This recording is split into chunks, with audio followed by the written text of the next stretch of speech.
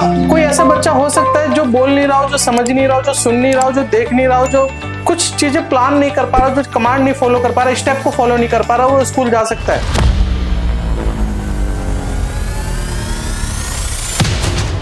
नमस्कार, मैं doctor Pradeep Kumar from सब रिहैब सेंटर। बहुत बहुत वेलकम आप लोगों का आने के लिए। और हमारे इस सब रिहैब सेंटर में बहुत सारी चीजें हैं जिसके ऊपर हमें डिस्कस करना है और बहुत सारी ऐसे टॉपिक है जिसके बारे में आप लोगों को अवेयर करूंगा। तो वन बाय वन हम एक दूसरे से पहले इंट्रोडक्शन कर लेते हैं, देन फिर हम लोग बात करेंगे आगे कि हम क्या क्या बात करने वाले हैं और किस टॉपिक पे बात करने वाले हैं। और आज जिस टॉपिक पे बात होने वाली है वो आपके बच्चे के लिए और आपके एजुकेशन के लिए, आपके फ्यूचर के लिए, सबके लिए जरूरी है। क्योंकि हम एक ऐसा रिहैब सेंटर चला रहे हैं जहाँ पे एक होलिस्टिक अप्रोच के साथ इंटरवेंशन अप्लाई किया जाता है बच्चों के ऊपर। हम स्टडी भी करवाते हैं, हम सर्विसेज भी देते हैं, हम मेडिकल ट्रीटमेंट भी प्रोवाइड करवाते हैं, हम डिफरेंट तरीके से बच्चों के साथ काम कर रहे हैं, हम स्कूल भी प्रोवाइड कराते हैं। तो हम डिफरेंट अप्रोच के साथ बच्चों के साथ काम कर रहे हैं। तो यहाँ पे आपको जो भी आपको बच्चे से रिलेटेड पूछना है, कुछ भी पूछ सकते हैं, जो भी आपको बच्चे के रिलेटेड सुनना है वो सुन सकते हैं आप हमसे। सो स्टार्ट करते हैं। मैं डॉक्टर प्रदीप कुमार, मैं डायरेक्टर एंड फाउंडर ऑफ सब रिहैब सेंटर, और मैंने इस फील्ड में मेरा एक्सपीरियंस 10 से 15 साल का है। यानी कि मेरा जो खुद का है एक्सपीरियंस, जो सेंटर में काम करने का, मेरे खुद के फील्ड में काम करने का, वो कम से कम 15 ईयर्स का है। लेकिन अगर हम बात करें कि जो पर्टिकुलर थेरेपी सेंटर चलाने के ऊपर बात करूं तो मैं कम से कम 5 to 6 ईयर्स हो गए इस थेरेपी सेंटर चलाते हुए। लेकिन मुझे खुद 15 ईयर्स हो गए इस फील्ड में। तो बहुत सारी चीजें मैंने देखा है बच्चों के बारे में कि जहाँ पे मैं ये नोटिस करता हूँ कि बहुत सारी चीजें गलत हो रही है बच्चों के साथ, बहुत सारी चीजें गलत हो रही है। वन बाय वन डिस्कस करेंगे, कुछ लोगों से इंट्रो लेंगे। मैम आप बताएंगे अपने बारे में, आप कहाँ से? सर मेरा नाम पूनम रतन है, मैं आंगनवाड़ी कार्यकर्ता हूँ और मैं बेलकम से हूँ। सर नमस्कार, मेरा नाम मैं सादरा प्रोजेक्ट में हूँ। मेरा नाम सुनीता है, मैं सादरा प्रोजेक्ट से कार्य करता हूँ। अच्छा अच्छा, वेलकम में रहती हूँ। अच्छा अच्छा अच्छा। मॉर्निंग सर, मेरा नाम आरती है, आईसीडीएस शादरा प्रोजेक्ट में सुपरवाइजर हूँ और ये सारे मेरे सहकर्मी हैं। अच्छा अच्छा, ये सारे आपके सहकर्मी हैं। ओके, तो आप इन सबको कोऑर्डिनेट करते हो, आप इन सबको ट्रेनिंग प्रोवाइड कराते हो और आप इन सबका एक सुपरवाइजिंग करते हो कि ये कैसा काम कर रहे हैं और कैसा लेके आगे बढ़ सकते हैं। जी। ठीक है, बहुत बढ़िया ma'am, thank you so much. मेरा नाम मीनाक्षी है, मैं आंगनवाड़ी कार्यकर्ता हूँ और मैं दुर्गापुरी में रहती हूँ। मेरा नाम अनीता है और मैं शादरा प्रोजेक्ट से आंगनवाड़ी कार्यकर्ता हूँ और दुर्गापुरी में रहती हूँ। सर नमस्कार। नमस्कार। मैं आंगनवाड़ी कार्यकर्ता हूँ शादरा प्रोजेक्ट से और मेरी मैडम में से आरती हैं। अच्छा, और मैं वेलकम में रहती हूँ। बहुत बढ़िया, थैंक यू। आप लोगों ने बहुत सारी चीजें ऐसी देखी होंगी बच्चों के साथ जब हम काम कर रहे होते हैं कि बच्चों को समझ नहीं आ रहा होता है, बच्चे बोल नहीं पा रहे होते हैं, बच्चे समझ नहीं पा रहे होते हैं, बच्चों को हम बार बार रिवीजन करवाते हैं। आप लोग आई थिंक स्टडी करवाते हो ना बच्चों को सबको? अच्छा, प्री स्कूल की तरह, प्ले स्कूल की तरह है ना? Okay okay okay okay okay, ठीक है। क्या मैम? छोटी एक्टिविटी वगैरह कराते हैं। ओके, छोटी छोटी एक्टिविटी, हम बड़ी बड़ी एक्टिविटी कराते हैं। बेसिकली सर हमारा मोटिव होता है 0 से 3 साल के बच्चे और उसके बाद 3 से 6 साल का बच्चा जो स्कूल जाने के लिए रेडी होता है। Okay. तो स्कूल में जाके उसको क्या करना है उसके लिए हम उसको प्रिपेयर कराते हैं। तो बेसिकली आप स्कूल रेडीनेस के ऊपर काम कर रहे हैं कि स्कूल रेडीनेस बच्चे में एक ऐसी कैपेबिलिटी आ जाए, एबिलिटी आ जाए जब बच्चा स्कूल जा पाए। ये बहुत अच्छी बात कही आपने। हमारे पास एक इशू देखने को मिलता है, हमारे पास पेरेंट्स आते हैं और बोलते हैं कि हमारा बच्चा स्कूल नहीं जाता। ठीक है, तो हम बोलते हैं कि एक काम कीजिए, आप है ना इस बच्चे का स्किल डेवलपमेंट कीजिए पहले, जब जाके स्कूल भेजना। लेकिन पेरेंट्स है ना हमें एक्सेप्ट नहीं कर पाता, हमारी बातों को एक्सेप्ट नहीं कर पाता। वो चाहता है कि मैं डैड आप मुझे अप्रोच कर दीजिए स्कूल के लिए, लेकिन आप लोग कह रहे हैं कि स्कूल के लिए एक एबिलिटी होनी चाहिए। तो अगर आपके पास कोई पेरेंट्स आता है तो आप क्या कहते हैं उसको? मैं वन बाय बात करूंगा। किसने, आप हैंड्स थोड़ा सा अप कीजिएगा कि किसने ऐसे पेरेंट्स को डील किया है जो इस तरीके से आते हैं और बोलते हैं मुझे मेरे बच्चे को स्कूल भेजना है, नॉर्मल स्कूल में भेजूंगा मैं, और जबकि वो बच्चा समझ ही नहीं पा रहा है। अभी वो बच्चे के अंदर एबिलिटी नहीं है कि वो एक जगह पे सिटिंग कर पाए या एक जगह पे बैठ पाए, 2-4 लोगों को नोटिस करे। कभी नोटिस किया कभी किसी ने? कोई हैंड्स? अच्छा, बताइए। सर मेरे साथ हुआ था, एक बच्चा ऐसा था कि वो बैठता भी नहीं था और बोलता भी नहीं था। तो मैंने उनकी मम्मी के साथ पहले वर्क किया कि वो पूरे दिन में क्या करता है। बिल्कुल। तो फिर उसके बाद उन्होंने कहा कि बस ये बैठा रहता है, फोन देखता रहता है। तो मैंने कहा कि आप इसे बिजी रखते हो किसी चीज में? तो उन्होंने कहा नहीं, मैं फोन दे देती हूँ और अपना काम करती रहती हूँ। तो ये मैंने कहा सबसे बड़ी जड़ ही फोन है कि आप इससे रिलेट ना करके इसे फोन से रिलेट करते हो। बिल्कुल। तो आप ऐसा करो कि मुझे इसे आंगनबाड़ी में भेजो। और सर टचवुड, वो जब मैंने उसे पढ़ाना स्टार्ट किया, रिलेट किया टॉयज के साथ, वो बोलना स्टार्ट हो गया और अब वो स्कूल जाता है। अरे वाह, थैंक यू सो मच। कि वर्चुअल ऑटिज्म एक कंडीशन होता है ना। एक वर्चुअल ऑटिज्म कंडीशन का मतलब इसको थोड़ा डिटेल में समझ लेते हैं। जब बच्चा मोबाइल एक्सपोजर ले रहा होता है, स्टार्टिंग लेवल पे राइम अच्छे लगते हैं, लेकिन देखते देखते वो राइम बच्चे के सबकॉन्शियस ब्रेन तक पहुंच जाते हैं, यानी कि बच्चा हैबिचुअल हो चुका होता है उस राइम को लेके।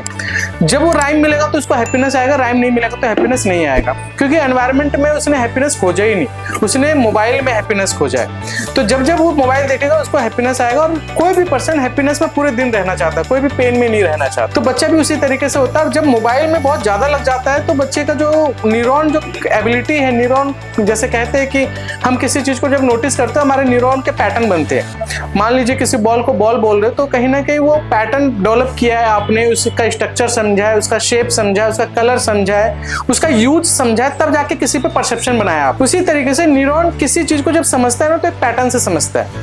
आप ये नहीं मान सकते कि आप एकदम से समझना स्टार्ट कर देंगे किसी चीज को। ताजमहल के बारे में जिसने नहीं सुना होगा, नहीं देखा होगा, शायद ताजमहल के बारे में नहीं बता सकता। तो इसी तरीके से हमारे बच्चे भी होते हैं, जब वो किसी एनवायरनमेंट में जा ही नहीं पा रहे होते मोबाइल एक्सपोजर की वजह से, तो उनके ब्रेन में वो एनालिसिस पावर ही डाउन हो जाती है, क्योंकि कहीं ना कहीं वो फर्स्ट स्टेप सेकंड स्टेप मिला ही नहीं उसको एनवायरनमेंट से। तो जो मोबाइल में मिला उसी का वो एनवायरनमेंट बन गया। अब वो जब भी कहीं जाएगा ना वो अपने मोबाइल के साथ जाएगा, है ना। जहां भी वो कुछ सोचेगा तो मोबाइल के साथ सोचेगा। आपने ये नोटिस किया होगा कि कई बच्चे ऐसे आते हैं जब आप राइम के साथ खेलते हो तो एकदम से अलर्ट हो जाते हैं, खुश हो जाते हैं, है ना। वो घर में मोबाइल देख रहे होंगे, वो घर में मोबाइल के साथ पढ़ रहे होंगे, स्क्रीन एक्सपोजर टीवी पे मतलब चल रहा होगा उनका। तो बहुत सारी चीजें ऐसी होती है जो कि मोबाइल से रिलेट हो रही होती है। अरे बच्चे अपने आप में फिक्स हो जाते हैं ना, तो कौन कौन सी कंडीशन ऐसे साइन एंड सिम्टम दिख रहे होते हैं जो कि हमें फाइंड आउट करना चाहिए। देखो हर बच्चे को बीमारी नहीं बोल सकते हम, है ना। बच्चे मोबाइल देखते हैं, कई बच्चों में कंडीशन डेवलप हो जाते हैं, कई बच्चों में डेवलप नहीं होते। उनका रीजन देता हूँ ताकि डिस्क्रिमिनेट कर पाओ कि आप बोलो ना कि मेरे बच्चे में भी दिक्कत है, मेरे बच्चे में भी ऐसा होता है वैसा होता है, थोड़ा डिफरेंशिएट करते हैं। जब हमारा बच्चा मोबाइल देख रहा है और डिफरेंट तरीके से राइम देख रहा है, और एक बच्चा क्या होता है वो पैटर्न, वो सेम पैटर्न का मोबाइल राइम देख रहा है, जैसे वो जॉनी जॉनी यस पापा ही कंटिन्यू कर रहा है बार बार, उसी को देखना पसंद करता है, लकड़ी की काठी ही देखना पसंद करता है, वो राइम उसी तरीके का राइम देखना पसंद करता है। या बच्चे बहुत ज्यादा स्क्रॉल करने लग जाते हैं, वो रुक ही नहीं रहे होते कहीं पे, कई बार ऐसा भी होता है। तो हमें ये सोचना चाहिए कि बच्चा कहीं ना कहीं वो हैबिचुअल हो रहा है। एक बच्चा होता है ना नई चीज भी देख रहा है, फिर कुछ देख रहा है, फिर कुछ देख रहा है, फिर चेंज करता है, फिर 2 घंटे रुकता है, फिर कुछ और देख रहा होता है, कोई स्टोरी सुन रहा होता है। उन बच्चों में दिक्कत देखने को नहीं मिलती। वो उन्हीं बच्चों में दिक्कत देखने को मिलती है जिन बच्चों में सेम पैटर्न में वो बच्चे मोबाइल का एक्सपोजर ले रहे हैं, यानी कि सेम राइम देख रहे हैं, सेम कार्टून देख रहे हैं, सेम स्टोरी सुन रहे हैं। उन्हीं बच्चों में दिक्कत देखने को मिल रही है। आपने बहुत सारे बच्चे देखे और आप अभी बता भी रहे थे, तो मैं 1 बाय 1 पूछूंगा कि कौन कौन से ऐसे बच्चे और आपने कैसे कैसे कंडीशन आपने डेवलप होते हुए देखी। तो मैम से डिस्कस करते हैं। मैम कि क्या क्या आपने नोटिस किया अपने बच्चे में, किस किस तरीके की चीजें फेस कर रहे थे आप? सर मेरा बच्चा है ना सोते में डरने लगा है, बहुत ज्यादा डरने लगा जी, बहुत ज्यादा, क्योंकि वो मोस्टली है ना इसके अंदर गेम डाउनलोड कर रखा है उसने, ग्रानी पता नहीं क्या है, वो वही देखता है, उसी के गेम खेलता है, उसी की राइम्स, उसी की स्टोरी सब वही देखता है। सोते में बहुत ज्यादा डरने लगा है, तो दांत बचाता है, दांत बहुत चबाता है, होठ चबाता है सोते में। यानी कि कहीं ना कहीं वो एनवायरनमेंट को समझ नहीं रहा, एनवायरनमेंट को देख नहीं रहा, एनवायरनमेंट में जाके घुल नहीं रहा। आप ये कहना चाह रहे हैं ना बेसिकली, वो अपने आप में कहीं ना कुछ ऐसा पैटर्न बना लिया है या कुछ ऐसा काम कर रहा है जो अपने आप में ही कर रहा है बच्चा में मोस्टली। कोई और पेरेंट्स जो कि आप देख पा रहे हो बच्चे? हाँ, हमारे एक फ्रेंड सर्कल में फ्रेंड है, उसके भी साथ यही प्रॉब्लम थी कि उनके पेरेंट्स बिजी थे, तो वो मोस्टली फोन या टीवी के अंदर ही रहता था। तो उसके साथ कंडीशन ये हो गई कि अब वो 6 ईयर का हो गया, 5-6 ईयर्स का हो गया, बट वो किसी से बात नहीं करता। मतलब सिर्फ अपनी मम्मी को भी मम्मी खाना, बस मतलब वर्ड टू वर्ड बात करता है। और जैसे गाड़ी का टायर है या अदर थिंग्स तो होती हैं, उनसे बातें करता है, उनसे बैठा रहेगा, उनसे कुछ ना कुछ बोलता रहेगा, बाकी और अदर किसी से बात नहीं करता। ओके ओके ओके ओके, ये तो बहुत बड़ी कंडीशन है। और कोई पेरेंट्स? सर मैं बताती हूँ। हाँ बताइए। मतलब अभी मेरे एरिया में हुई थी बात, मतलब हस्बैंड वाइफ बहुत लड़ते थे। पहले तो बेबी क्या करता है, रिएक्ट करता था रोने का, कि वो एक कोने में जाके अकेले बैठ के रोने लग जाता था। अब उनकी मम्मी का डिवोर्स होने वाला है तो वो अपने घर आ गई है, तो उन्होंने मेरे यहाँ नाम लिखवाया। वो बच्चा मतलब अपने में ही लगी रहते हैं, अगर नोटबुक होगी तो वो लिखती रहेगी, अगर नोटबुक नहीं होगी, अगर मैं राइम करवाऊंगी या कोई एक्टिविटी करवाऊंगी, वो रोने लग जाती है, मुझे मम्मा के पास जाना है। अच्छा अच्छा अच्छा अच्छा ऐसी कंडीशन भी है उसके साथ, वो दूसरों से रिलेट ही नहीं करती। अच्छा। और कोई पेरेंट्स जो ऐसा देख पा रहा हो कि जिसमें हाथ पैर ना चल रहा हो बच्चे का, या हाथ पैर टाइट हो गया हो बच्चे का, कुछ ऐसा कंडीशन आप देख पाते किसी बच्चे में, अभी देख पा रहे हैं अब जो अभी आपके सेंटर में? एरिया में तो मेरे ओनर का बच्चा है 6 साल का। हाँ, ये माइक ले लीजिए। बताइए सर, ओनर का बच्चा है, वो पोती है उनकी, और वो मतलब वो तो दिमाग से मतलब ना तो बोलती वो, और वो समझ भी नहीं पाती, मतलब थोड़ा बहुत खाने के लिए वो बोलती है, वो मोबाइल दिए रखते हैं, चल भी नहीं पाती, और वो मतलब अगर मोबाइल ना दो तो रोने लगती है, फिर फेंक देती है, वो सब चीज तोड़ने फोड़ने लगती है, बस बैठी रहती है एक जगह वो। ठीक ये है। तो हम ये पैरों में प्रॉब्लम है। तो हम ये समझ पा रहे हैं कि कहीं ना कहीं बच्चे के मोबाइल से ज्यादा दिक्कत देखने को मिल रही है ना, और मोबाइल के साथ साथ कई बच्चे ऐसे होते हैं जो कि जीन से आ रहे होते हैं। जीन को भी बहुत ध्यान देना जरूरी है, जेनेटिक होते हैं, वो जेनेटिक कंडीशन के ऊपर भी बात करनी चाहिए हम लोग को। कई बार बच्चे ना स्टार्टिंग से ही वीक होते हैं, 6 मंथ से ही वीक हो रहे होते हैं, वो 3 मंथ से ही वीक हो रहे होते हैं, तो उनमें जेनेटिक कंडीशन आ गई होती है। या जेनेटिक कंडीशन के साथ साथ कई बार हम ये भी नोटिस करते हैं कि कोई प्रेगनेंसी एबनॉर्मलिटी आ जाती है, डिलीवरी कॉम्प्लिकेशन आ जाते हैं, ठीक है, चाइल्ड बर्थ हिस्ट्री ऐसी होती है कि बच्चे पैदा हुआ तो सांस नहीं लिया, बच्चे ने खाना फीडिंग ठीक से नहीं किया, बच्चे ने बहुत सारे ऐसे कंडीशन देखने को मिलते हैं जो प्रीनेटल, नेटल और पोस्टनेटल में दिक्कत देखने को मिल रही होती है। अब मैं ये बात करने वाला हूँ आपसे कि ये बहुत सारी कंडीशन जब हम ये नोटिस कर रहे होते हैं और हमारे पास बच्चे आ रहे होते हैं, तो हम पहली बात ये नहीं समझ पाते कि उनको समझे कैसे, उन बच्चों को कैसे समझाए, या कैसे उनको पढ़ाए, या उनको कैसे सिखाए कुछ चीजें। तो हमें स्टेप बाय स्टेप समझना है। आपके पास पेन कॉपी है, आप लिखते चलिएगा, ठीक है ना, उसके बारे में डिस्कस करेंगे। तो आपको कंडीशन पता लग गई है, आपको साइन एंड सिम्टम पता लग गई कि सेम पैटर्न में बच्चे फॉलो करते हैं, राइम देख रहे हैं, कंटिन्यूटी में कोई स्टोरी देख रहे हैं, तो वो भी जो काम करेंगे वो राइम से रिलेटेड ही करेंगे, यानी कि लाइन से लगाना, पानी गिरते हुए देखना, या सामान को उछाल कर थ्रो करना, जिसमें मूवमेंट होगा ना वो बच्चे एंजॉय करते हैं। भागना दौड़ना बहुत एंजॉय करेंगे बच्चे, भागते रहेंगे घर में, सर्कल में घूमना पसंद करेंगे, हाथों को हिलाना बहुत पसंद करेंगे, जंपिंग करना बहुत पसंद करेंगे, हाँ, रॉकिंग करना बहुत पसंद करेंगे, अपने बॉडी को हिलाते रहेंगे। ऐसे बहुत सारी कंडीशन है जो कि बच्चों में देखने को मिल रही होती है, यानी कि मूवमेंट को लेके, आवाज को लेके बच्चा अलर्टनेस नहीं रहता, क्योंकि बच्चे ने इतना राइम सुना ना कि ना सुनने का भी एक पैटर्न बन गया, सुन तो रहा है लेकिन समझना ना समझने का एक पैटर्न बना हुआ है कि आप नाम बोल रहे हो 10 बार नाम बोलेंगे, 1 बार सुनेगा बच्चा, हाँ क्या हुआ, है ना, ये चीजें देखने को मिलती होगी कई बार हमें। नेम रिस्पॉन्ड हो गया, या पापा का नाम पूछोगे, मम्मा का नाम पूछोगे, कहाँ रहते हो, उनको समझ में नहीं, आप बोलोगे ना कि जाके गिलास पकड़ लो, वो गिलास भी नहीं पकड़ पाएंगे, उनको वर्ड ही समझ में नहीं आ रहा, क्योंकि वो वर्ड सुने ही नहीं कभी, पूरे दिन तो वो राइम में लगे रहते थे, तो वर्ड भी नहीं समझ में आते ऐसे बच्चों को। तो आप ये मत सोचिए कि किसी बच्चे में कुछ होने से कुछ हो जाता है, कुछ होने से कुछ हो जाएगा, नहीं, ऐसा नहीं होता। आपको ओवरऑल देखना पड़ता है, और इसके लिए हम लोग बैठे हुए थे कि हमारे बच्चे में कौन सी ऐसी चीजें जो कि उसको कंडीशन की तरफ ले जा रही, कौन सी ऐसी चीजें जो कंडीशन नहीं बना रही। हर बच्चों में कंडीशन नहीं होती, किसी बच्चों में बिहेवियर भी हो रहे होते हैं, और हमें लगता है कि ये तो बीमारी है इसको, ठीक है। तो समझते हैं कि 1 बाय 1 की कौन कौन सी बीमारी पे कैसे काम करना चाहिए और कैसे कैसे स्टेप लेना चाहिए। पहला जो इंपॉर्टेंस है, जब भी आपको ऐसे बच्चे मिले तो सारे स्किल्स को नोटिस कीजिए। आप प्ले स्किल लिख लीजिएगा, प्ले स्किल को नोटिस करना है, सोशल स्किल को नोटिस करना है, play skills, social skills, auditory skills, imagination skills, extra class भी हो जाएगी अगर किसी को नहीं आ रहा तो।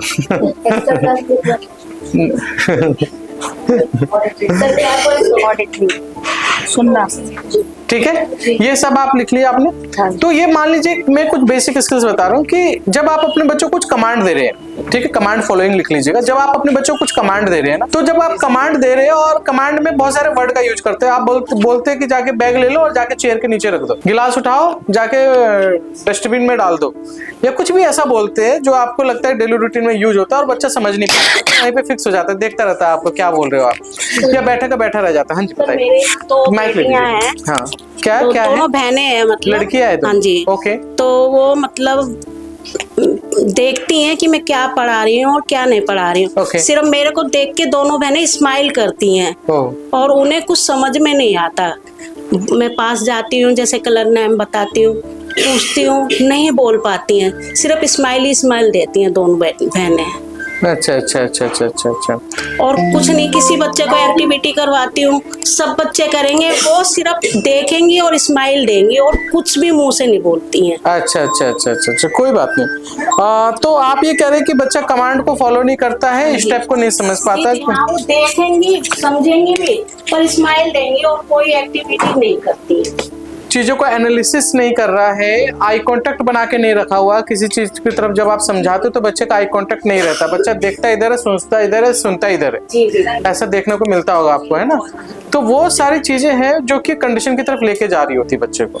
आप किसी बच्चे को ना एक बार बोलोगे, 2 बार बोलोगे, 10 बार बोलोगे, कहीं ना कहीं बच्चा 11th टाइम से ना वो समझने की कोशिश करता है, लेकिन ये बच्चे समझ ही नहीं पा रहे। तो चाहे आप मार लो, चाहे पीट लो, चाहे डांट लो, चाहे कुछ कर लो, जी, ऐसी इनको तो डांट भी नहीं समझ में आ रहा था कि इस वजह से डांटा जा रहा है ना। जिद्दी नहीं, वो कनेक्ट ही नहीं कर पाते कि मुझे इसी वजह से पिटाई की गई है।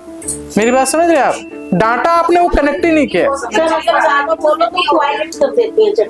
जाहिर फियर बन जाता है ना, फियर बन जाता है। स्टमक फियर में स्टमक डिस्टर्बेंस आ जाता है, जैसे बॉल इनकॉन्टिनेंस आ जाता है। जैसे कहते हैं कि सुसुपोटी निकल जाता है बच्चों का जब बच्चों को डांटा जाता है, तो वो कनेक्ट नहीं कर पाते, बस आपका टोन सुन रहे होते हैं। हाई टोन जो आ रहा होता है ना, बच्चों को टॉलरेट नहीं कर पाता बच्चा। क्या कर रहे हो?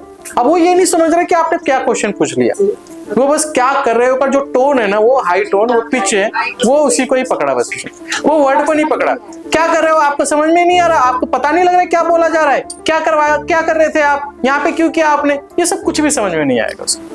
सर उन्हें बुलाओ भी ना, जैसे जैनब इधर आओ मेरे पास में, मतलब ही नहीं है, बस वहाँ बैठ के स्माइल ही दे रहे। अच्छा अच्छा अच्छा अच्छा।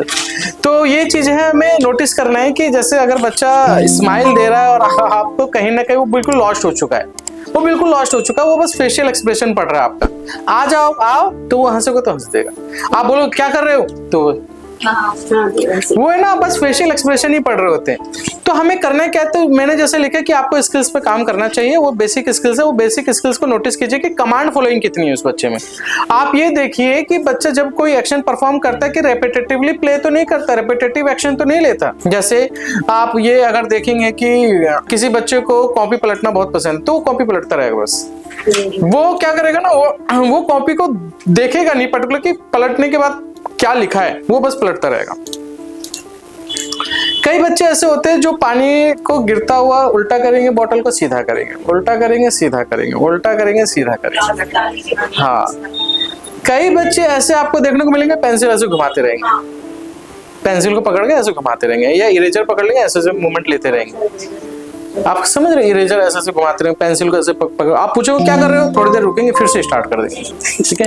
कई बच्चे ऐसे तो जो ऐसे कॉर्नर ऐसे देखते रहेंगे, रुके रहेंगे और देखते रहेंगे। आप बोले देखो इधर, तो ध्यान नहीं देंगे, देखो इधर, फिर एक लगाओगे, फिर इधर देखना है ना। तो कहीं ना कहीं वो फिक्सेशन हो रहा होगा, वो कहीं ना कहीं वो फिक्स हो रहा होगा किसी काम में। तो उस तरह से मैं आपको बता रहा हूँ कि नोटिस कैसे करना है आपको। एक तो कमांड फॉलोइंग देके नोटिस करना है, रेपिटेटिवली प्ले देखना है, उसका रेपिटेटिव प्ले तो नहीं कर रहा है, रेपिटेटिव एक्शन तो नहीं कर रहा है। ठीक है, ये चीजें समझनी है। थर्ड चीज लिखिएगा जो बहुत इंपॉर्टेंट है, आई कांटेक्ट। आई कांटेक्ट का मतलब कि आप बता इधर रहे हो, बच्चा देख इधर रहा है, और ये बार बार हो रहा होता है, कर इधर रहा है, देख इधर रहा है। ठीक है, सोच के चलिए कि आपने कुछ कमांड दिया और सुन, इधर देख रहा था और इधर सुना और बच्चे ने परफॉर्म कर दिया, तो यानी कि उस बच्चे में कंडीशन चल रही। ठीक है। नेक्स्ट, आई कांटेक्ट को बहुत नोटिस करना है कि जहां बोला जा रहा है, जहां पे काम हो रहा है, जहां पे उसको सुनाई दे रहा है, वहां पे वो आई कांटेक्ट बना के रख रहा है कि नहीं रख रहा। अगर नहीं रख रहा तो यानी कि कंडीशन चल रही है। नेक्स्ट लिखिएगा सोशल कम्युनिकेशन स्किल्स। ये बहुत इंपॉर्टेंट है। बच्चे को जब आप नोटिस कर रहे होते हैं ना, तो सोशल देखना बहुत जरूरी है कि सोशल आइसोलेशन बहुत ये होता है कि बच्चा है ना किसी से इंगेज ही नहीं हो रहा होता है। बच्चे को आप प्ले कर रहे हो और बच्चा अपने आप में थोड़ा सा खेलने के बाद अलग हट के अपना अपना खेलने लग जाता है। आप समझो कि 4 बच्चे के साथ कुछ गेम कर रहे हो आप, और सबके साथ शेयरिंग करनी है कुछ, वो शेयरिंग ही नहीं करेगा, वो अपना टर्न समझेगा ही नहीं, अपना वेट नहीं समझेगा मुझे वेट कितना करना है। ठीक है। तो हमारे पास बहुत सारे बच्चे आते हैं, तो मैं मानसी मैम, मैं आपसे पूछूंगा, अभी आप बाहर के भी केसेस देख रहे हो, है ना मैम, जब आप सोशल में देख पाते हो अपने बच्चे को, जब आप क्लास ले रहे होते हो, तो ऐसे कौन कौन सी कंडीशन आपको देखने को मिल रही होती है? सर यही कि बच्चे मोस्टली क्या करते हैं, विजुअल, जैसे हम लोग एक हमारा अलग सेटअप होता है जिसमें हम बच्चों को क्लासेस देते हैं। तो बच्चे क्या करते हैं, हमें ना इंटरेक्ट नहीं होना चाहते हैं वो बिल्कुल। वो कॉन्टिन्यूसली लाइट देखना पसंद करेंगे, मूवमेंट ऑब्जेक्ट देखना पसंद करेंगे, फ़ैन चल जाएगा वो फ़ैन, हमारे पास लाइट्स वगैरह हम लगाते नहीं हैं बच्चों के लिए क्योंकि वो चीज़ देखते हैं। तो इस वजह से और हम क्या देखते हैं, मोस्ट ऑफ द बच्चे बिहेवियर ऐसा दिखाते हैं, कुछ बाइट कर लेते हैं, कि कुछ स्पिट करते हैं, कुछ हिट करते हैं, कोई सामान फेंक देता है इरिटेट होकर। तो बहुत सारी सिचुएशंस हैं जो हम फेस करते हैं बच्चों के साथ, लेकिन हम ट्रेनर्स हैं, बच्चों को ट्रेनिंग दे रहे हैं, थेरेपिस्ट हैं कि तुम्हें कैसे वर्क करना है। कि मैम बेसिकली ये कहना चाह रही है कि जब हम सोशल में देख रहे होते हैं ना बच्चे को, तो बच्चे क्या करते हैं ना, इंगेज होने में टाइम लगाते हैं। आपका बच्चा कई बार इंगेज तो फास्ट हो जाता है, लेकिन जो टाइम लगा रहा होता है ना इंगेज होने में भी, उसमें भी दिक्कत है। वो तो नहीं हो रहा तो बात की बात है, वो तो नहीं हो रहा तो चलो दिक्कत तो है ही, लेकिन बच्चे कई बार टाइम भी लगाते हैं, वो सारी चीजें कर रहे हैं, टाइम लगाते हो। उन बच्चों में भी कंडीशन देखने को मिल रही होती है। वो भी बच्चे कंडीशन वाले होते हैं, साइंस सिम्टम वाले होते हैं, या चाहे वो मेंटल रिटार्डेशन के हो जाएंगे, चाहे वो इंटेलेक्चुअल डिसेबिलिटी में डिफरेंट तरीके से और अदर जेनेटिक कंडीशन देखने को मिल रहा हो, जो आपको फाइंड आउट ही नहीं हो पा रहा होता है। तो आपको ये करना है कि अगर वो इंगेज होने में टाइम लगा रहा है और आपके डांटने के बाद, पिटाई करने के बाद, बहुत सारी चीजें आप करने के बाद कोशिश करते हो कि यार ये इंगेज हो जाए, फिर भी इंगेज नहीं हो रहा, तो उस बच्चे में कंडीशन चल रही है। उस बच्चे को पकड़ना है हमें, उस बच्चे को फाइंड आउट करके थोड़ा सेपरेट करते हुए उनको ट्रेनिंग देनी है। आप ये मत सोचिए कि एक बच्चा टाइम लगा रहा है तो उसके माँ बाप ध्यान नहीं देते, उस बच्चे में कंडीशन भी चल रही है। हम हर चीजों के लिए माँ बाप को ब्लेम करने लग जाते हैं कई बार, ये बहुत गलत होता है। क्या पता उस बच्चे में न्यूरोलॉजिकल ऐसा इश्यू हो जो कोई इसके मतलब इसको आगे ही नहीं आने दे रहा, समझ रहे हो। एक किसी का हाथ नहीं है और आप बोलोगे इसके तो मम्मी पापा सिखाते नहीं कैसे खाना खाते हैं, तो जिसका हाथ ही नहीं वो खाना कैसे खाएगा। और कई बार हम बोलते हैं हाथ लेके आओ, हाथ लेके आओ, घर से हाथ लेके आओ, आप घर से सीख के आओ, घर से सीख के आओ, और बच्चे का हाथ ही नहीं हो रहा होता। यानी कि मेरे कहने का मतलब कि न्यूरोलॉजी ही उनका ऐसा बन जाता है, न्यूरो पैटर्न ही ऐसा बन जाता है कि वो काम ही नहीं कर सकते और हमें लगता है कि हम काम करवा पाएंगे। सुषमा मैम, जब आप ये देख पाते हो कि बच्चे में स्पीच का इश्यू है, तो कौन कौन से ऐसी कंडीशन देख रहे हो तो स्पीच को लेकर? जब हम स्पीच का बच्चा देखते हैं तो बच्चा मोस्ट ऑफ केसेस में आई कांटेक्ट नहीं देता है। हमें सबसे पहले बच्चे का आई कांटेक्ट डेवलप करना होता है, उसके बाद हम सिटिंग पे जाते हैं। बच्चा बिल्कुल भी सिटिंग नहीं देता है। और स्पीच में क्या क्या देखने को मिलता है? जैसे लड्डू के साथ क्या क्या इश्यू देखने को मिल रहा है? जैसे लड्डू हैं, लड्डू स्पीच में बिल्कुल भी नहीं बैठते हैं। उनकी विजुअल स्टीमिंग बहुत ज्यादा है। विजुअल स्टीमिंग है या कम्युनिकेट करता है तो कनेक्ट नहीं कर पाता वर्ड को। वर्ड्स कनेक्ट नहीं कर पाते हैं। जैसे कि अभी हमने बोला बॉल दे दो, तो सिर्फ वो लास्ट वाले वर्ड याद रखते हैं, स्टार्टिंग का वर्ड याद नहीं रख पाते हैं। ये स्पीच का इश्यू है। स्पीच का इश्यू का मतलब, thank you so much ma'am, speech का इश्यू का मतलब ये होता है कि आपका बच्चा अगर बोल रहा है ना, तो वो ज्यादा सेंटेंस नहीं बना पा रहा होगा। आप बोल उसके सामने ज्यादा रहे, लेकिन ये वन वर्ड ही बोल रहा है। आप बोल 4-5 वर्ड सेंटेंस रहे या 4-5 वर्ड का कोई पर्टिकुलर सेंटेंस बना रहे, वो कोई पर्टिकुलर एक वर्ड उठा लेगा और वही बोलेगा। समझ रहे हो, ये सब कंडीशन होता है। इस कंडीशन को ध्यान देना, इसको लिख लीजिए कि सोशल कम्युनिकेशन स्किल्स पे फोकस करना बहुत जरूरी है। तो सोशल भी आपको नोटिस करना है कि बच्चा कितना इंगेज हो रहा है और कितनी देर बाद इंगेज हो रहा है, कैसे इंगेज हो रहा है। आप इन्हें रीजनिंग किया करो कि जब भी आपको कोई बच्चा मिले, क्यों कर रहा है, कैसे कर रहा है, कब कर रहा है, कहाँ कर रहा है, किस लिए कर रहा है। और आपने अगर उनको फाइंड आउट करके अच्छे टाइम पे अगर हमसे कनेक्ट करा दिया, या हमसे क्या या किसी भी सेंटर से कनेक्ट करा दिया, तो शायद उस बच्चे की जिंदगी चेंज हो सके। अब ये आपके हाथ में, किन बच्चों को आप बाहर भेजना चाहते हैं, किन बच्चों को आप अपने पास ही रख के पढ़ाना चाहते हैं। पढ़ाई बाद में होती है, पहले पढ़ाई करने से पहले स्किल्स डेवलपमेंट होना बहुत जरूरी है। और आपने सोचा कि आपके पढ़ाने से बच्चा पढ़ लेगा, पढ़ रहा है तो पढ़ रहा है, नहीं पढ़ रहा तो नहीं पढ़ रहा है, मेरा तो आ ही रहा है अमाउंट, कोई दिक्कत नहीं है।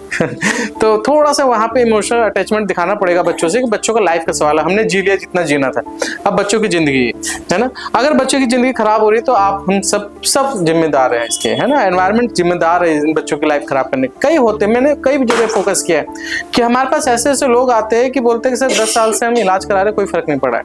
आप कह रहे हैं ना कि आपने 7 ईयर से शायद इसलिए लगा दिया आपने क्योंकि आपके फैमिली वालों ने सपोर्ट, आपके एनवायरमेंट ने सपोर्ट, आपके डॉक्टर्स ने सपोर्ट नहीं किया, आपको एजुकेट नहीं किया पर्टिकुलर। जोड़ना चाहती हूँ सर, मेरा जो बच्चा था ना, उससे पहले वाला बच्चा, मेरा जेनेटिक प्रॉब्लम थी, उसमें डाउन सिंड्रोम था उसे। तो उसका ट्रीटमेंट भी चला था, और इसके टाइम पर फिर डॉक्टर ने मेरा वो टेस्ट नहीं किया जो मेरे पहले वाले बच्चे में थी प्रॉब्लम। तो उन्होंने बोला कि अबॉर्शन के लिए, लेकिन हमने नहीं कराया। बच्चा हमारा ठीक हुआ, लेकिन अब जाके मुझे लगा है कि कुछ ना कुछ उसके अंदर कमी लग रही है मुझे। नहीं वही ना, तो कहीं ना कहीं डॉक्टर ने तो गलती कर दिया है ना। कहीं ना कहीं हमारा एनवायरनमेंट भी गलती करता है कि बोलता है ठीक हो जाएगा, ठीक हो जाएगा, ठीक हो जाएगा, कर लेंगे, आपके पास बच्चा है, कर लेंगे, हो जाएगा। हाँ मैम, वही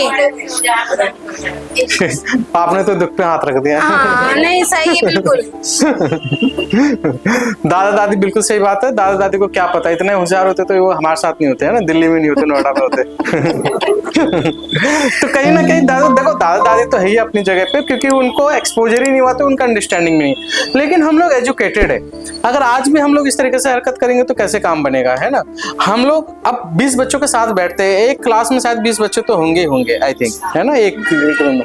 तो 20 बच्चों का लाइफ आपके ऊपर डिपेंड करता है। अगर आपके पास 6 महीने से लेके 4 साल तक के बच्चे आ रहे हैं तो आपके ऊपर जिम्मेदारी बनती है कि आप उस बच्चों को कैसे नोटिस करते हैं।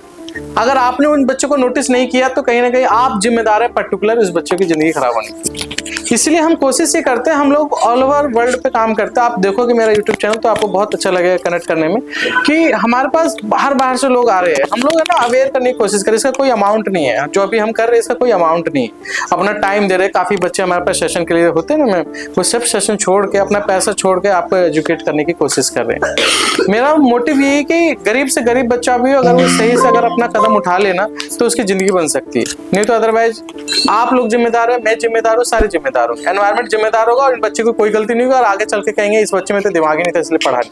होते थे ना हमारे पेरेंट्स पहले कहते थे इसमें दिमाग ही नहीं पढ़ने का, इसका पढ़ने का मन ही नहीं किया कभी। शायद वो पढ़ा रहे होते, ठीक से समझा रहे होते तो वो पढ़ गया होता बच्चा, या हम पढ़ गए होते और बहुत अच्छे लेवल पे जा चुके होते। और तो ये सारी चीजें हैं लाइफ के ऊपर डिपेंड करते हैं। तो मैंने ये बात की कि social skill, social communication skills, eye contact, आपका स्किल सेट जिसमें कमांड फॉलोइंग, जिसमें अंडरस्टैंडिंग, ये सारी चीजें नोटिस करनी है। अब इस पर काम कैसे करना है इसको लिख लीजिएगा जरा थोड़ा सा, how to work on it, ठीक है। तो इस पे काम कैसे करना है इसको समझ लीजिएगा। एक क्वेश्चन आप लोगों से पूछूंगा कि आप ABCD लिखवाते होंगे, है ना। कौन मुझे अभी, हैंड्स राइज कीजिएगा, कौन मुझे अभी A को 100 तरीके से लिख के दिखा सकता है? चलो 10 तरीके से। अच्छा, मैं ये कहता हूँ कि मुझे A नहीं लिखने आता, आप मुझे 20 तरीके बताएंगे कि मैं A कैसे लिख सकता हूँ। चलिए स्टार्ट करते हैं। हाँ बोलिए। हाँ, पहला तो हम क्या करते हैं, उन्हें कुछ नहीं पता होता तो हम क्या करते हैं उनकी फाइन मोटर स्किल डेवलप करने के लिए हम क्या करते हैं, क्ले देते हैं, जिससे वो अपनी फाइन मोटर स्किल। थोड़ा गलत ट्रैक पे आ गए आप तो ज्यादा एजुकेटेड हो गए। सर ऐसे नहीं पूछ रहा हूँ कि A लिखते ये, हाँ डॉट लगा, वन बाय वन खिचड़ी बन जाएगी, फिर खाना मुझे ही पड़ेगा। सब A ऐसे नहीं लिखेगा, पहले उसे लाइनिंग करवानी पड़ेगी हमें। हाँ स्टार्ट करते एक एक करके, है ना। आप बताइए कि एक उन्हें पहले लाइनिंग बतानी पड़ेगी। एक बता दिया तरीका। हाँ। दूसरा डॉट, दूसरा तो सेकंड वो सैंड से हम उसके बनवा सकते हैं, है ना। हाँ। और तीसरा हम क्या कहते हैं, एंगल नहीं, वो स्टिक्स होती है हमारे पास। हाँ, अब फोर्थ और फिफ्थ पेंसिल से, सर पेंसिल से करवा सकते हैं। और 6 क्ले से भी करवा सकते हैं हम उन्हें। आपने जो सारा बताया ना वो विजुअली बताया, सर पहले सोच के देखिए, है ना। नहीं, जो भी आप करवा रहे हो ना अभी सब विजुअली करा रहे हो आप, मतलब बच्चा देख के कर रहा है।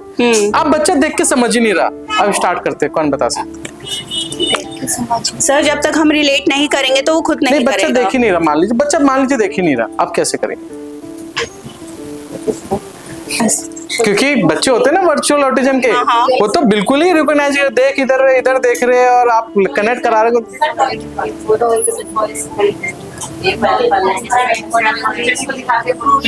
नहीं दिखाना तो है ही नहीं ना, देखना नहीं, रिलेट करना है। जब देखेगा नहीं तो सुनेगा, जाहिर सी बात है। तो उसके सामने बोलना पड़ेगा, रिपीटेशन देना पड़ेगा ए का, है ना, राइम बोलना पड़ेगा उसके सामने अच्छे जो इसको कनेक्ट कराएगा। ए फॉर एप्पल, ए इस तरीके से, है ना। तो कई बच्चे जब देख नहीं पाते, समझ नहीं पाते, तो उनको राइम से कनेक्ट, तो बच्चा अलर्ट हो जाता है। मैंने बोला ना कि स्टार्टिंग में राइम से बच्चे कनेक्ट कर रहे हैं, तो वो जोड़ना पड़ता है आपको। जब ऐसे बच्चे मिलते हैं ना आपको, जब स्पेशल बच्चे या कोई भी ऐसा बच्चा मिले जो कि राइम देख के आ रहा है घर से, उनको जब राइम के साथ कनेक्ट कराएंगे ना तो बच्चा बहुत जल्दी सीखेगा। तो ये लिख लीजिएगा अपने नोट्स में कि इसको राइम के थ्रू कनेक्ट कराना है। कोई भी हमारा बच्चा हो जो बच्चा कनेक्ट नहीं कर रहा है, ए को नहीं समझ रहा है, उसको राइम के साथ कनेक्ट कराओ, डांस मूवमेंट के साथ कराओ आप। ए बहुत अच्छा करते हैं बच्चे। हाँ, बच्चे बहुत इंजॉय करते हैं इसको, क्योंकि वो मूवमेंट लेना चाहते हैं। मोबाइल में मूवमेंट देख के आ रहे हो, ठीक है। इमिटेट करके साथ में कराओ, हैंड टू हैंड सपोर्ट के साथ कराओ। ए का मतलब जैसे आपने हैंड्स पकड़ा तो उसको करवाओ। आप उसको इंस्ट्रक्शन दोगे ना तो बच्चा नहीं समझेगा, आप खुद से हाथ पकड़ के करवाना पड़ेगा आपको, तब जाके बच्चे कनेक्ट करने की कोशिश करते हैं। और देखो कि आज कितना पकड़ रहे हो, कल कितना पकड़ रहे हो, परसों कितना पकड़ रहे हो, परसेंटेज ऑफ हेल्प कितना दे रहे हो आप। अगर आज 100% हेल्प कर रहे हो तो कल 75% करो, 50% करो, 25% करो, ऐसे करके हाथ छोड़ो आप बच्चों को बैठा के बोल दोगे ऐसे कर, ये कर, इसमें ये कर, इसको ऐसे कर, ऐसे कैसे करेगा वो नहीं पता, है ना। एक बहुत बड़ी इंपॉर्टेंट चीज है कि जब मैं इस तरीके से बातें बोल रहा हूँ कि आपको हैंड टू हैंड सपोर्ट के साथ करवाना चाहिए, वो रीजन देता हूँ क्यों करवाना चाहिए। आप थोड़ा सा देखिएगा, आप यहाँ पे देख पा रहे क्या है, वहां पे नहीं दिख रहा सर। नहीं वहां पर नहीं आप देख नहीं पा रहे, खड़े भी होकर देख सकते हैं, वहां पे देख, वहां पे कुछ नहीं यार, इतने सारी चीजें रखी हुई, कुछ नहीं। अच्छा बैठ जाइए। देखिए आप, मैं ये क्यों बोल रहा हूँ, क्योंकि आप है ना रिकॉग्नाइज नहीं कर पा रहे पर्टिकुलर बोल क्या रहा हूँ मैं, क्या बोल रहा हूँ। यहाँ बोलेगा ना मैंने, आपने नहीं समझा। पर्टिकुलर बोलता है ना कि एप्पल को देखना तो आप एप्पल को देखते हैं। हमारे वर्ड के ऊपर बहुत मायने करता है हम कैसी बातें बोलते हैं बच्चे के सामने। यहाँ लिख, ऐसे लिख, ऐसे क्यों नहीं लिख रहा है, ये क्यों नहीं लिख रहा है, ऐसे ऊपर लेके जा, कहाँ लेके जा, ऊपर कहाँ, ऊपर या यहाँ। हाँ यहाँ क्या, इधर लिख, इधर किधर, इधर या इधर वहां लिख, यहाँ लिख, ऐसे करके बातें करते हैं हम लोग। तो ऐसे करके बातें नहीं करनी, पर्टिकुलर स्पेसिफिक कीजिए उनको। जैसे मैम ने बोला डॉट्स को बना के रखते हैं, तो डॉट क्यों करते हैं, क्योंकि आपको पता है यहाँ से स्टार्ट करना है, यहाँ पे फिनिश करना है। लेकिन अगर दोनों डॉट सेम हो जाए ना तो बच्चा नहीं समझ पाता कहाँ से कहाँ जाना है, कहाँ पे फिनिश करना है। तो यहाँ से हम बनाते हैं एप्पल, यहाँ से बनाते हैं कैट, और कैट जाएगी एप्पल के पास। समझ रहे, ये तरीका होता है पढ़ाने का। आप एक डॉट्स बनाइए, वहां पे एरो बनाइए, कहाँ पे जाना है, एरो तक फिनिश करना है। कई बच्चे आगे ले जाते हैं तो वहां पे बाउंड्री बना दीजिए, जैसे थ्रेड होता है, थ्रेड को फेविकॉल से हार्ड कर दीजिए और वहां पे छोटा सा बाउंड्री बना के वहां तक रोकिए बच्चे को।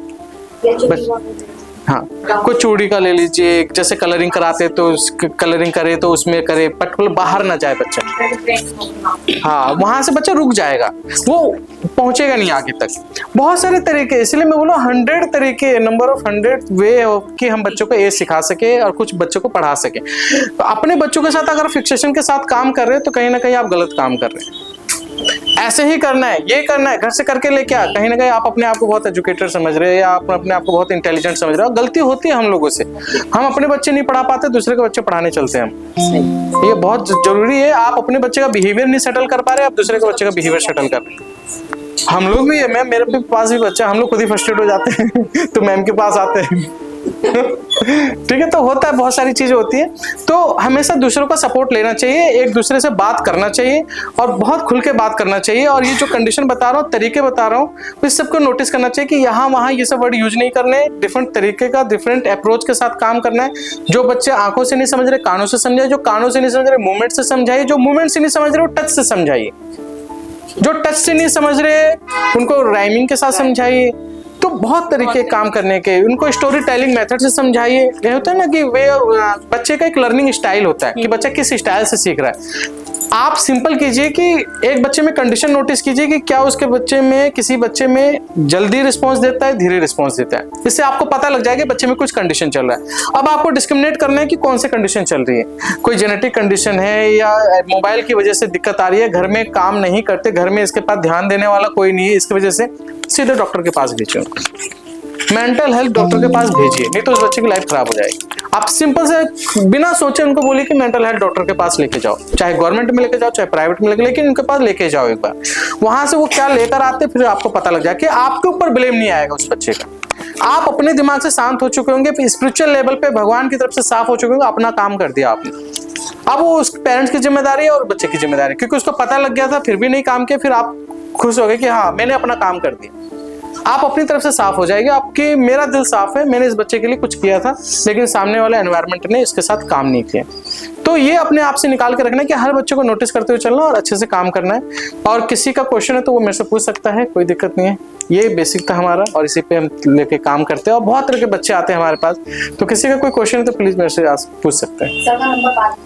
हाँ कोई है कुछ भी आपको लगता है कि पूछना चाहिए? 3 साल का है, एक चौथे में लग चुका है, पर दोनों वो बोलते नहीं है, पढ़ते हैं, उन्हें सब कुछ नॉलेज है, अच्छे से पढ़ते हैं, कोशिश भी करते हैं बोलने की, पर वो साफ क्लियर नहीं बोल पाते।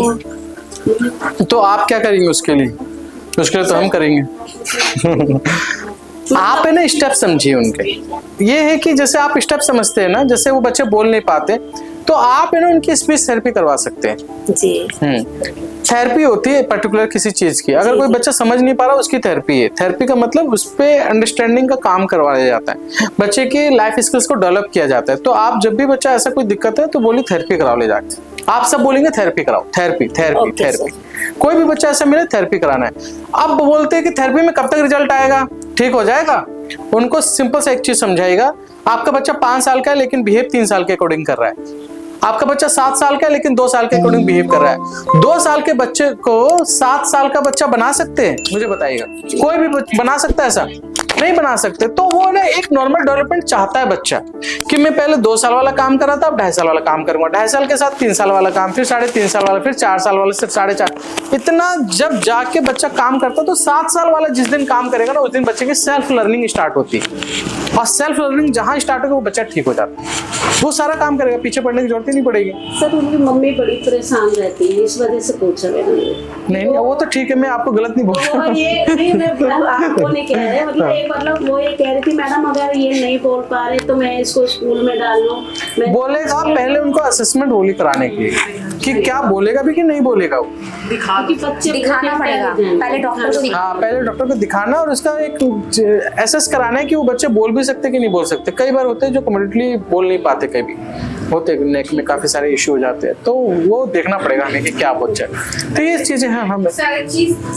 ऐसे बच्चे जो होते हैं जैसे आप बता रहे हैं, वो बच्चे 3 साल के बाद है ना माइक की जरूरत तो सर पेरेंट्स क्या करते हैं, उन्हें स्कूल में डाल देते हैं जो स्पेशल एजुकेशन वाले स्कूल होते हैं। तो उसका क्या सॉल्यूशन है? मेरे एरिया में 3 बच्चे हैं जो उन स्कूलों में जाते हैं, लेकिन वो हैं मतलब बोलने में सुनने में। हमारे इंडिया की एक प्रॉब्लम है, जहाँ भी शॉर्ट टर्म गोल को पकड़ा जाता है वहाँ सेटिस्फेक्शन आ जाता है। स्कूल में डाल दो, स्कूल वाले सिखा देंगे। जी यही है। कभी ऐसा नहीं होता, आप लोग भी नहीं सिखा पाएंगे जो अगर पेरेंट्स ना एग्री करे तो। अगर पेरेंट्स बोलेंगे कि मैं नहीं सिखाना चाहता, आप कुछ भी नहीं कर सकते। पेरेंट्स का आगे आना बहुत जरूरी होता है। तो कई बार पेरेंट्स बोलते हैं स्कूल भेज देंगे ना, तो बहुत सारे लोग होते हैं ना बच्चों के साथ बच्चा सीखता है। वो बच्चा सीखता है जिसके बच्चे की एबिलिटी है सीखने की। जैसे मैंने स्टार्टिंग में बात की कि क्या उस बच्चे को स्कूल में भेज सकते हो जिसके अंदर स्किल्स नहीं है? नहीं भेज सकते। तो डिपेंड ये करता है कि आप स्कूल में भेज के सोचो कि रिकवरी हो जाएगी और नहीं हो। सर नहीं, नॉर्मल स्कूल में नहीं, वो वाले किसी भी स्कूल में होते हैं स्पेशल एजुकेशन किसी भी स्कूल में आप लोग सब बैठे हो ना, सबका मेंटल एज अलग अलग है।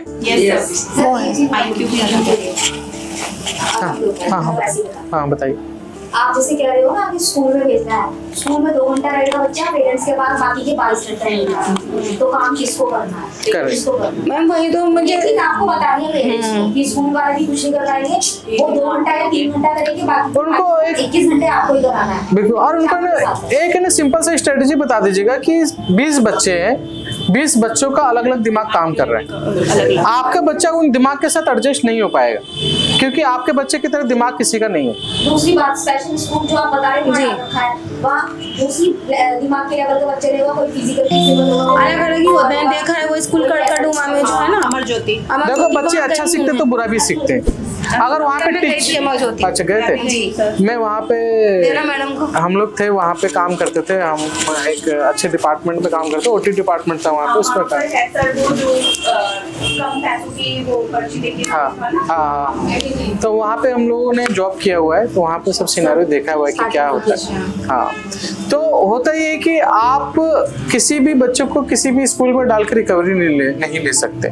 बहुत ही कम पेरेंट्स होते हैं जिनके बच्चे स्पेशल स्कूल में जाकर रिकवरी दे रहे होते, बहुत कम। ये 3% का वो है, लेवल है। इंक्लूसिव सेटअप के नाम पे बहुत धंधा चल रहा है। इंक्लूसिव सेटअप का मतलब समझ रहे हो, वहाँ पे 3-4 टीचर होने चाहिए। 1-2-3 बच्चों पे एक टीचर का वैल्यू दिया जाता है कि 3 टीचर पे एक। यहाँ पे तो 20-25 बच्चे और एक ही टीचर है, और हर बच्चे का अलग लेवल है। ऐसा कैसे होगा? एक बच्चे को समझ में नहीं आ रहा और आप करवाए जा रहे हो, उसको तो दिमाग से ऊपर उड़ गया सारा, तो वो रिकवरी नहीं जाती, फिर वो बच्चा उस लेवल पे नहीं पहुंच पाता, उसका लाइफ खराब हो जाती है। सर मेरी नंद का बेटा है, अच्छा 21 साल का हो गया। अच्छा। तो सारी जगह दिखाया, सारे ट्रीटमेंट हुए। ओके। अब वो क्या करता है, जैसे ऐसे उसको पढ़ने को बोले तो पढ़ नहीं पाता, लेकिन फोन पे किसी का भी इंग्लिश में नाम हो तो उसको पता लग जाता है किसका नाम है। हाँ, ये बहुत अच्छी बात बताई मैम ने, है ना? कि हाँ ये बहुत अच्छी बात बताई कि जब मोबाइल एक्सपोजर से बच्चा आ रहा होता है तो हमारे पास ऐसे बहुत सारे बच्चे देख रहे होते हैं हम लोग कि जहाँ पे बच्चे ना बस मोबाइल से ही सीख रहे हैं। राइम सीख लेंगे, अल्फाबेट सीख लेंगे, कलर सीख लेंगे, जो आप सिखाना चाहते हो सब सीख लेंगे बस मोबाइल से ही, लेकिन वो लिमिटेड हो जाता है बच्चों के लिए। हाँ जी सर, वो मोबाइल से नाम जैसे किसी का भी होगा तो वो पढ़ लेगा उसको कि ये जैसे मैंने फोन करा तो वो पढ़ लेगा कि मामी का फोन आया। एक 3 साल का फोन उठाएगा नहीं, मतलब रिसीव नहीं करेगा, उसको काट देगा, फिर मिलाएगा उसी बंदे को, पता होगा कि किसका फोन आया था, बाकी चीजें समझता नहीं है। वही बन गया होगा, आदत से बन जाती है बच्चों में। 3 साल का बच्चा हमारे पास आया था, मोबाइल से ऐसी चीजें सीख लेता, 0.00 पॉइंट इंटू में 2300 इतने का मल्टीप्लिकेशन कर लेता था वो। 3 साल का बच्चा, सोच सकते हो आप, मोबाइल से सीख जीनियस हो गया था वो मल्टीप्लिकेशन में। ऐसा बोलते फटाफट कैलकुलेशन करके बता देता था, और वो भी मोबाइल से। ऐसा बच्चा था। तो बच्चे होते बहुत कहते हैं ना कि कई बच्चे ड्राइंग में अच्छे होते हैं, कई। आपको ना मोबाइल को नोटिस करना है, क्योंकि हर पेरेंट दूसरे बच्चों में मोबाइल का इशू चल रहा है। मोबाइल से तो अब मोबाइल कभी देखना है, ऐसा कोशिश करना है कि आपका वो बच्चा आ रहा है बहुत जिद कर रहा है, मोबाइल दे देना। अगर वो बैठ गया तो समझ लीजिए कि पेरेंट्स की गलती हो रही है, बुला लीजिएगा तुरंत। और आप भी पकड़ा देना और देखना कि अगर वो कर रहा है बैठ गया मोबाइल लेकर, तो यानी कि बच्चा मोबाइल से एडिक्ट हो रहा है, आप तुरंत भेज दीजिए, अपने पर जिम्मेदारी मत लीजिए। मेरा पोता 4 महीने का अभी सर। अच्छा। तो वो अभी मतलब रोने लगता है, तो मेरा जो बेटा है वो ना गाने लगा कर उसके कान के पास में रख देता और शांत हो जाता है बिल्कुल। इतनी देर में तो सारे काम कर लेती है। हाँ, अभी से देखो कितना बड़ा वो है, ये वो तो रही हंसने वाली बात, लेकिन इस बच्चे में न्यूरोलॉजिकल लेवल पे क्या चल रहा है, उसकी पूरी लाइफ डैमेज होने वाली है। हाँ सर, ये देखने वाली बात है, बिल्कुल चुप हो जाता है वो गाने ये 4 महीने का है। ये डरने वाली बात है, ये डरने वाली बात है, ये डरने वाली बात है कि हाँ उस बच्चे का लाइफ खराब हो जाएगा पूरा। इनको बोलिए अभी से छोड़ने के लिए। एनवायरनमेंट कुछ सुनेगा ही नहीं, आप नाम बुलाओगे नाम भी नहीं। मैम पसीने पोंछते रह जाते, बच्चा रिकवरी नहीं दे रहा होता है, हालत खराब हो जाती है। पेरेंट्स को देखा है ना, इतने परेशान है सारे, बहुत जबरदस्त परेशान हो जाते हैं हम लोग। मैं खुद ही परेशान हो जाता हूँ कि बच्चों को हम कैसे रिकवरी देंगे, अब हम खुद ही परेशान हो रहे हैं। ठीक है, अच्छा। तो और कोई क्वेश्चन किसी का? चलिए, आपका कोई क्वेश्चन? हाँ, आपका कुछ क्वेश्चन था? हाँ, पूछिए। मेरी बेटी 11 साल की है। ओके वो 6 क्लास में। ओके, तो वो 11 साल की और 6 क्लास में। ओके, ठीक है वैसे आपकी बेटी? हाँ जी। ओके, ठीक है वैसे, लेकिन वो पता है कभी कभी जब घर में कोई नहीं होता ना और मैं या वो ही होते हैं, तो उसका काम है अकेले में अपने आप चुपचाप अपने आप से ही बातें करती है वो। अच्छा। तो उसकी आवाज़ मुझे आती है, तो मैं कहती हूँ क्या होगी, किससे बातें करें? कह रही नहीं मम्मी, ऐसी अलमारी जैसे उसकी बुक्स वगैरह अलमारी में रखी है, उसे खोल लेगी और बैठ जाएगी और मतलब कुछ करती रहेगी और बोलती रहेगी। कहीं भूत का साया तो नहीं? नहीं सर, ऐसी नहीं है। नहीं बोलती है, वो आवाज आती है मुझे। अच्छा। तो देखो ये इसलिए हो रहा होगा क्योंकि बच्चा सोशल आइसोलेशन में जा रहा है। बच्चा इंगेज नहीं होना चाह रहा किसी से, समझ रहे? उसको ना इंगेज करके रिस्पॉन्स नहीं सर, अब तो करते हैं, अब तो थोड़ा सा बाहर भी निकालते हैं और साइकिल वगैरह चलाती है, मतलब थोड़ा ये बच्चों में थोड़ा बिठाते हैं। देखो अगर प्रॉब्लम को फाइंड आउट किया जाए ना तो सब बच्चों में प्रॉब्लम है, हमारे अंदर प्रॉब्लम है, क्योंकि हम लोग भी कई बार मोबाइल खुश होने के लिए मोबाइल पकड़ लेते हैं और स्क्रॉल करते हैं, या कई बार हम खुश होने के लिए किसी से इतना बात करते हैं कि 4-4 घंटे 6-6 घंटे निकाल देते हैं। खुश होने के लिए बहुत सारी चीजें करते हैं कि पैसे बर्बाद करके आते हैं, हजारों रुपए हम बर्बाद। तो हमारा जो हैप्पीनेस है जो ना, वो डिपेंड करता है कि हमारा मेंटल हेल्थ कैसा है। मैं फिर से वही लाइन बोल रहा हूँ, हमारा हैप्पीनेस दिखाता है कि हमारा मेंटल हेल्थ कैसा है। अगर आपका हैप्पीनेस किसी और के ऊपर डिपेंड है तो आपका मेंटल हेल्थ अच्छा नहीं है। अगर आपका हैप्पीनेस खुद से है, खुद से मतलब कि कुछ अचीव करने से, मैंने कुछ अच्छा किया है, मैंने कुछ अलग काम किया है, मैंने कुछ क्रिएटिव किया है, मैंने आज 2 रोटी ज्यादा बनाई है, वो हैप्पीनेस एक्चुअली है ना। वो खुद से वाला हैप्पीनेस है ना, वो एक्चुअल हैप्पीनेस है। अगर कहीं और जा रहा है आपका हैप्पीनेस तो वो मेंटल हेल्थ कंडीशन डेवलप करने वाला है। तो इन सब चीजों के ऊपर फोकस करना। अगर आपके बच्चे का हैप्पीनेस उसके अंदर खुश अपने आप में रहने का है ना, तो वो मेंटल हेल्थ की तरफ जा रहा होगा, मेंटल हेल्थ कंडीशन डेवलप हो रहा होगा।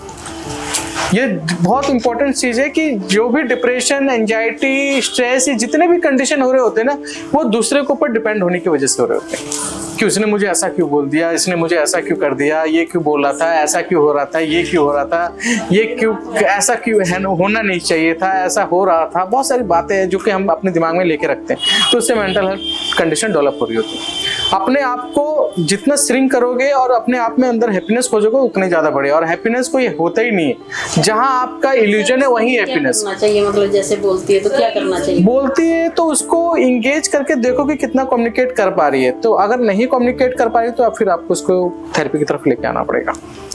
सर ये बच्चों में ही होता है या बड़ों में भी हो सकता है? जैसे हम लोग करते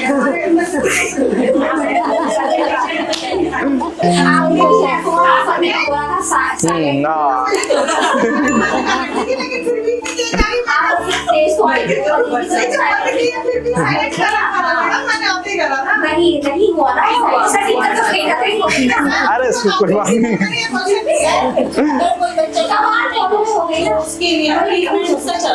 कोमा में है कोई बच्चा। कोमा में? हाँ, छोटा बच्चा 2 साल का है। कोमा में 2 साल का बच्चा है? पैदा हुआ था ओके। तो 6 महीना रहा। ओके। तो उसका ट्रीटमेंट चल रहा है और वो डॉक्टर ने बोला कोमा में चला गया। तो उसके लिए कोई ऐसा है कि मतलब कुछ इम्प्रूवमेंट हो, ऐसा कुछ?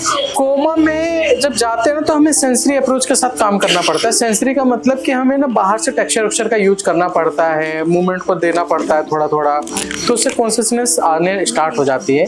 तो ये मतलब ये समझ लीजिए उसके साथ एक प्रोटोकॉल चलता है सेंसरी मल्टीपल अप्रोच के साथ, सेंसरी मल्टी सेंसरी, ये सब अप्रोच होते हैं जो कि आते हैं बच्चे तो आ जाते हैं बाहर से दिक्कत।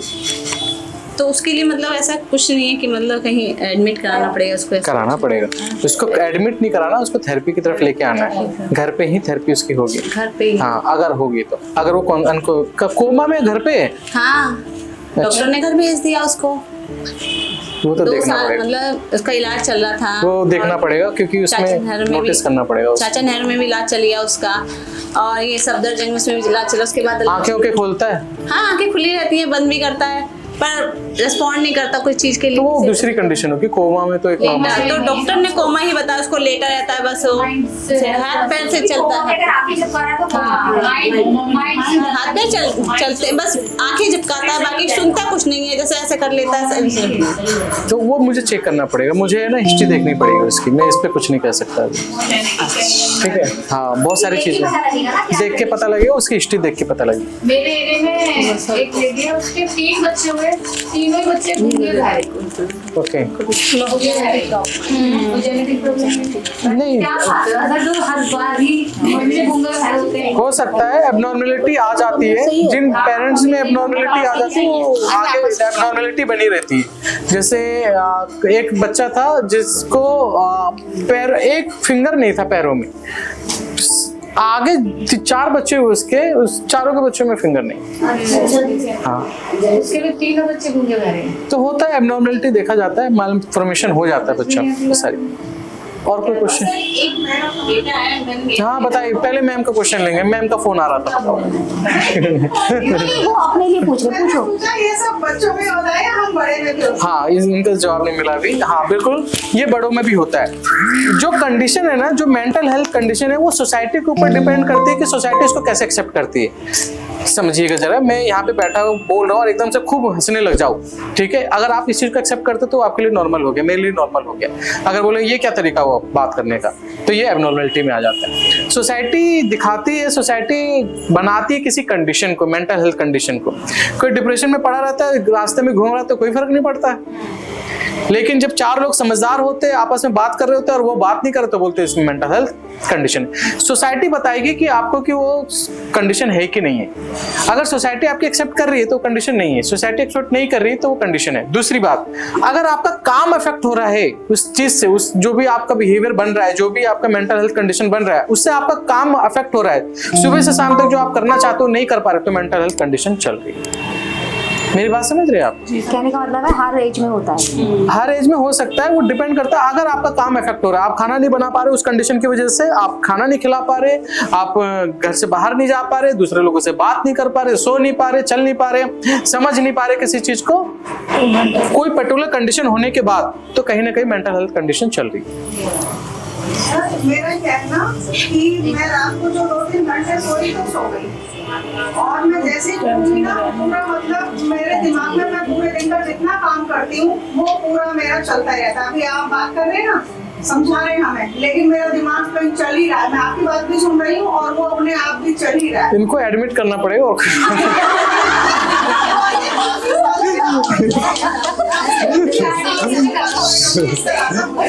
इनको ऐसे में ले जाओ। ऐसा कोई टेंशन लेने वाली बात नहीं है। देखो ये होता है, ऐसा होता है कई बार। क्या होता है ना, हम देखो आपकी सोसाइटी ने एक्सेप्ट कर लिया तो अभी दिक्कत नहीं है। देखो पता है क्या है, हम चीजों को ना बहुत सीरियस पॉइंट पे लेने लग जाते हैं। हमारी एक आदत बन जाती है किसी चीज को सोचने की, समझने की। कई बार आपने देखा कितना से कितना हैप्पीनेस वाला प्रोग्राम हो रहा हो, घर में लेडीज रो ही रही होती है। एक आदत बन जाती है आपकी कि मुझे रोना ही है। शादी होगी तो रोना है, बर्थडे होगा तो रोना है, कोई जा रहा हो घर से रोना है, कोई आ भी रहा है रोना है ना। क्योंकि एक पैटर्न बन चुका होता है, एक नेचर बन चुका होता है, वो आपका नेचर बन गया। वो सीरियस लेना है चीजों को बहुत ज्यादा, छोटी छोटी चीजों को बहुत सीरियसली लेना है, ये एक आदत बन गई। मेरे सर पे है ना, इसलिए ये सारी परेशान करता है। कोई नहीं, एक हथौड़ा लीजिए, ढक्कन खोलिए, जो भी गंदगी है उसे बाहर निकालिए।